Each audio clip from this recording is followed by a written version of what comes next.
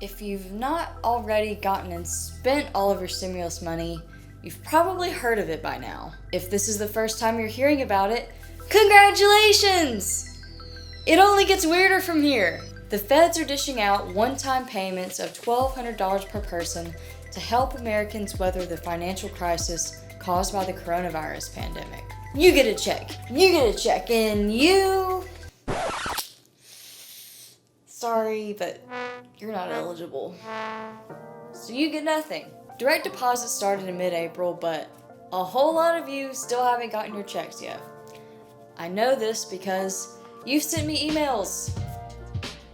Hundreds of emails.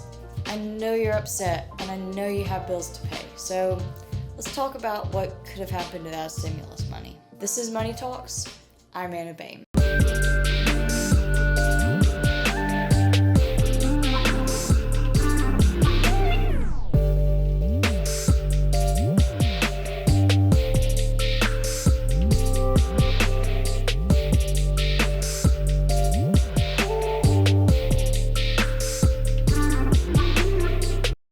Not everyone is eligible for a stimulus check, so let's talk about who is. The first criteria is your income.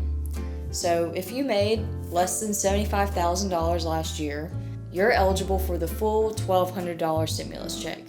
Congrats! And if you made between $75,000 and $99,000 last year, you're not eligible for the full stimulus, but you will get some money. Seems easy, right? Here's where it gets complicated. If you can be claimed on someone else's tax return, your parents, probably not eligible for a stimulus check. And you can't just file independently and tell your parents not to claim you. That won't work. It's your ability to be claimed, or what's called your dependent status, is what's the sticking point here. So how do I even know if I'm a dependent, Anna?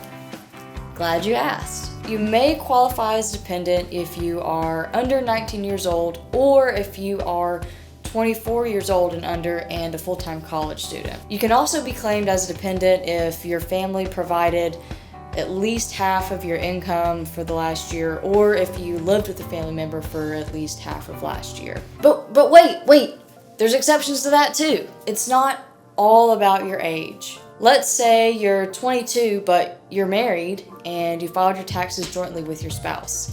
That means you're no longer dependent, so you can't be claimed as dependent on someone else's taxes. But if you're 23 years old and you are a full-time college student and depend on your parents for around half of your income last year, then you might not be eligible. I'm really sorry.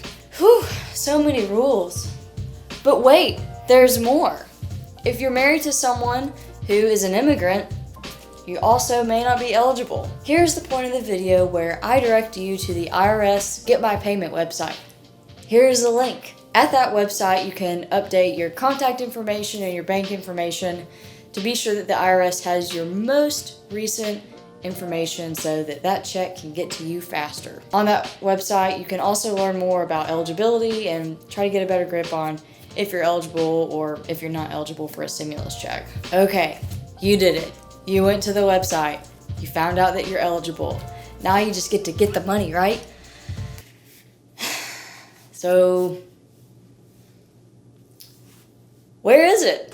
Glitches in the IRS system mean that some people's stimulus checks either went to old accounts or closed accounts, or some people even told me that the account number listed looked a whole lot like their social security number. And you can't pay your bills with your social security number yet, so that's not gonna work. If you use a tax preparer, one of those where they write you a check for your tax return instead of you getting a check directly from the IRS, you may be one of these people who are eligible but haven't received your money yet. People who got their returns through one of those reloadable debit cards through a service like H&R Block or TurboTax are also reporting that they are eligible but yet haven't seen their money. If this happened to you and if you meet the eligibility requirements, you will eventually get a paper check.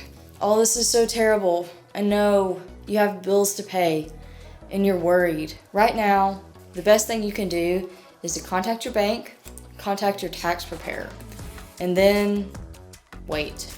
Everyone who's eligible for one of these stimulus checks should be getting a letter in the mail. And then, if you don't get your payment through direct deposit, you'll eventually get it as a paper check. At least that's what the IRS has told us so far. But the problem is, I really don't know a timeline of when this will happen. I'm a reporter, not a fortune teller. And even if you send me email or tweet me or send me a letter through a carrier pigeon, I really don't know when you'll get your money. But what I can do is help answer some of your money questions. So leave those down below. For Reckon, I'm Anna Beahm.